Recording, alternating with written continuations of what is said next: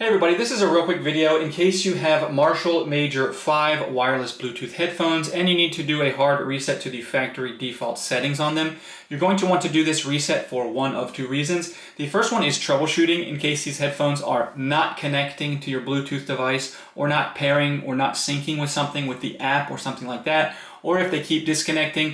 If you're having any kind of issues where they're stuck paired to something you don't want them to be, a factory reset can fix a lot of these issues, especially if you've already tried just a regular force restart on them. Now, the second reason you might want to do this is just for whatever reason where you want to delete all the pairing history and settings off of them, so you can go ahead and set them up like they're a new set of headphones. It's really easy. So since we're going to totally reset these, we're going to go ahead and delete them off our phone or anything we've had them paired with in the past, because when we pair them, we're going to pair them like they're a new device. And then all we're going to do on the headphones is we're going to come in and find the control button and the M button on the other ear cup, and we're just going to press and hold both of these buttons simultaneously for 10 seconds, keeping an eye on this LED indicator light right here next to the USB-C jack. And as soon as that light indicator turns purple, we can go ahead and release these buttons, because this headset has now been restored to its factory default settings.